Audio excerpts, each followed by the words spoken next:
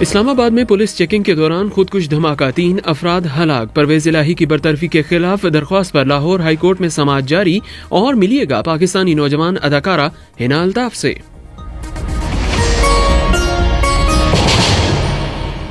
یہ BBC Urdu service ہے۔ عبید ملک سے خبریں سنیے۔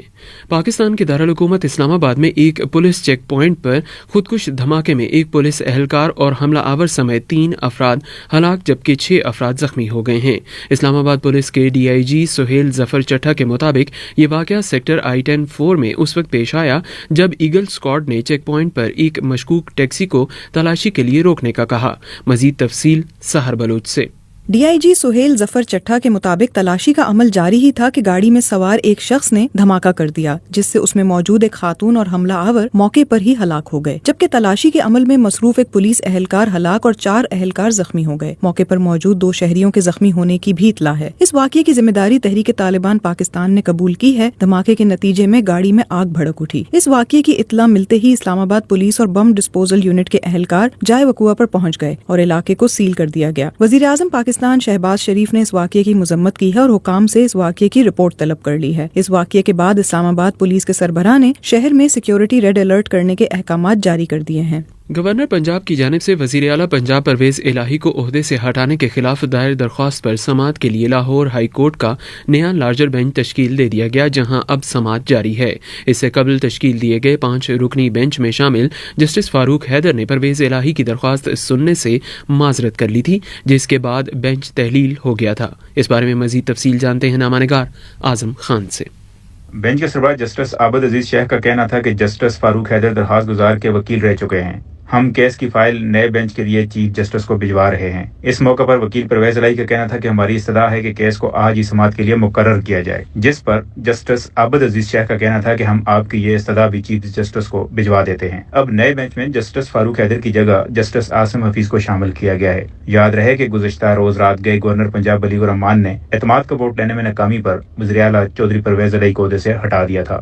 تاہم آج لاہور ہائی کورٹ میں سماعت کے دوران لاہور ہائی کورٹ کے جسٹس عابد عزیز شیخ، جو 5 رکنی بینچ کی سربراہی کر رہے ہیں، نے پرویز الہی کے وکیل علی ظفر سے استفسار کرتے ہوئے کہا کہ آپ کہتے ہیں سیشن بلائے بغیر چیف منسٹر کو ڈی سیٹ کر دیا گیا، یہ سارا پروسیس تو اب بھی ہو سکتا ہے۔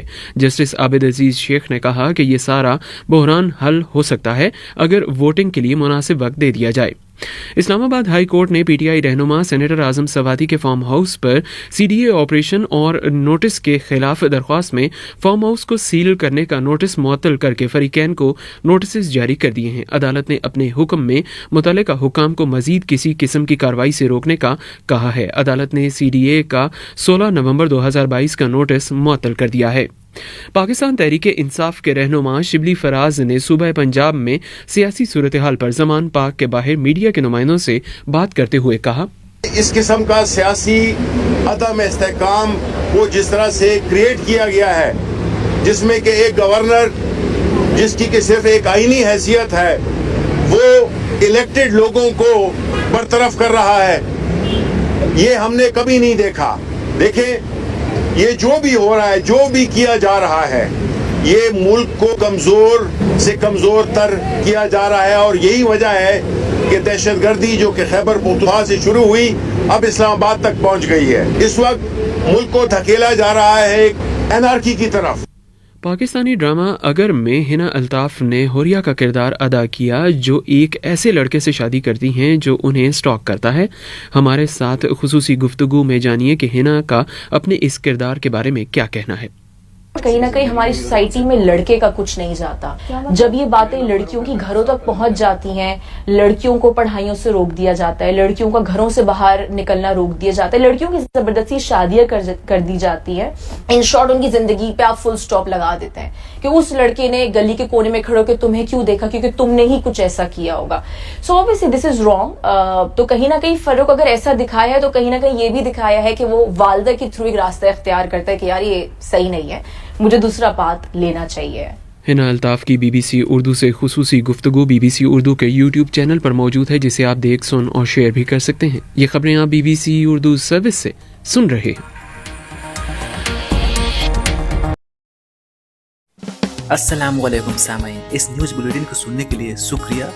اس طرح کی آتھینٹک نیوز سننے کے لیے آپ ہمارے دوسرے چینل کو بھی سبسکرائب کر سکتے ہیں۔ اس کے لیے آپ اوپر دیے گئے آئی بٹن پر چینل کا نیم پہ کلک کر کے ریڈائریکٹ ہو سکتے ہیں، یا پھر ڈسکرپشن میں دیے گئے لنک پر کلک کر کے آپ اس چینل پر ریڈائریکٹ ہو سکتے ہیں۔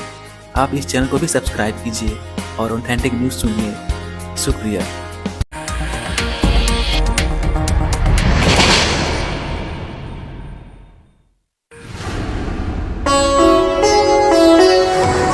BBC گلوبل نیوز بیٹ آپ ہر شب 8 بجے سے صبح 1 بجے تک ہر گھنٹے کے بعد ہمارے پارٹنر FM ریڈیو چینلز پر سن سکتے ہیں۔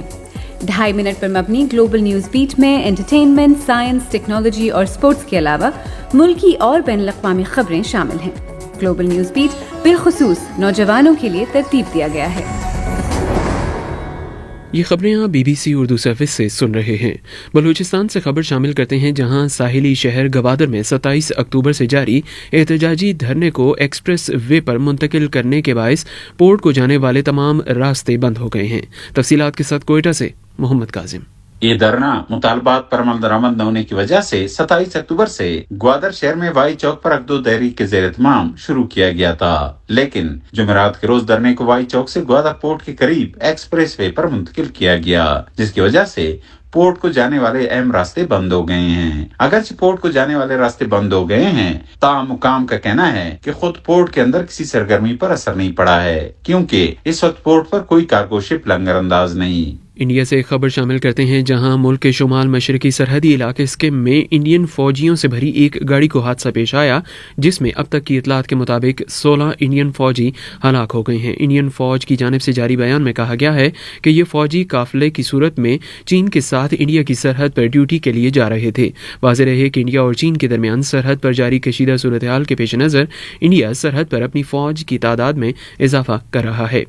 چین میں حکومتی مشینری کی جانب سے جاری ہونے والے ایک بیان میں کہا گیا ہے کہ ملک میں کورونا کی صورتحال قابو میں ہے، تاہم دوسری جانب ملک میں کورونا وائرس کے کیسز میں اضافہ ریکارڈ کیا جا رہا ہے۔ مزید تفصیل نازش فیض سے۔ آج چین میں کرونا وائرس کے 4000 نئے کیسز رپورٹ ہوئے ہیں۔ چینی انتظامیہ کا کہنا ہے کہ ملک میں کرونا وبا میں تیزی آنے والے دنوں میں دیکھی جا سکتی ہے، تاہم ملک میں ویکسینیشن کے عمل کو مزید تیز کرنے کے احکامات جاری کر دیے گئے ہیں۔ دوسری طرف طبی صورتحال پر پیش گوئی کرنے والے برطانوی ادارے کا چین کی صورتحال پر کہنا ہے کہ چین میں اس وقت کرونا کے یومیہ کیسز کی تعداد 10 لاکھ تک اور ہلاکتوں کی تعداد 5000 یومیہ ہے۔ چین میں کرونا کی نئی لہر کے خدشے کے پیش نظر عالمی ادارہ صحت میں ایمرجنسی شعبے کے سربراہ ڈاکٹر مائیکل رائن نے کہا کہ چین میں ہسپتال کورونا کے نئے مریضوں سے بھر رہے ہیں۔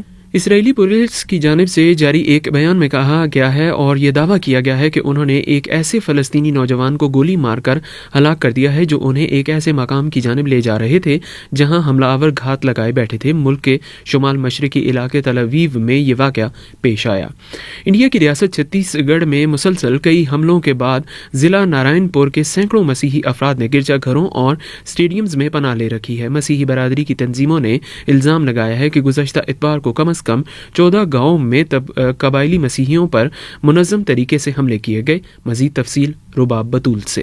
متاثرہ گاؤں کے خاتون نے BBC کو فون پر بتایا کہ گزشتہ کئی روز سے پینے کے پانی کی سپلائی بند کر دی گئی ہے اور انہیں دھمکیاں دی جا رہی ہیں کہ اگر وہ مسیحی مذہب چھوڑ کر واپس اپنے پرانے قبائلی یا ہندو مذہب میں نہیں لوٹے تو ان کی زمین کی ملکیت ختم کر دی جائے گی۔ چھتیس گڑھ کے کرسچن فورم نے نارائن پور کی ضلعی انتظامیہ کو دی گئی ایک درخواست میں مطالبہ کیا ہے کہ جن لوگوں نے مسیحی قبائلیوں پر حملے کیے ہیں اور جنہوں نے ان کے گھر اور عبادت گاہیں تباہ کی ہیں انہیں گرفتار کیا جائے۔ BBC نے نارائن پور کے سپرنٹینڈنٹ سدانند کمار سے رابطہ کیا، لیکن انہوں نے اس بارے میں بات کرنے سے منع کر دیا۔ اس بارے میں مزید بتایا جا رہا ہے کہ متعدد گھروں اور عبادت گاہوں کو نقصان پہنچایا گیا ہے اور بڑے پیمانے پر لوگوں پر تشدد اور حملے بھی کیے گئے ہیں۔ دلی میں مسیحی شہریوں نے اپنی برادری کے خلاف ہونے والے تشدد کے خلاف دارالحکومت میں واقع ریاستی حکومت کے چھتیس گڑھ ہاؤس کے سامنے جمع ہو کر احتجاج بھی کیا ہے۔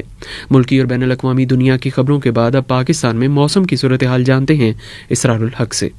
محکمہ موسمیات کے مطابق آج ملک کے بیشتر علاقوں میں موسم سرد اور خشک، جبکہ شمالی علاقوں اور شمالی بلوچستان میں شدید سرد رہنے کا امکان ہے۔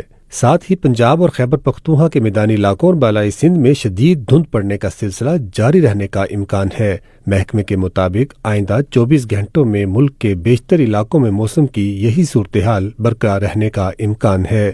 آج ریکارڈ کیے گئے کم سے کم درجہ حرارت اسکردو -11، زیارت -9، استور گوپس کلات -7، گلگت کلا -6، ہنزا -5 اور کوئٹہ میں -4 ڈگری سینٹی گریڈ ریکارڈ کیا گیا۔ پاکستان کے صوبہ پنجاب کی تازہ ترین صورتحال جاننے کے لیے آپ BBC اردو کے صفحے پر آ سکتے ہیں۔ یہ خبریں آپ BBC اردو سروس سے سن رہے تھے۔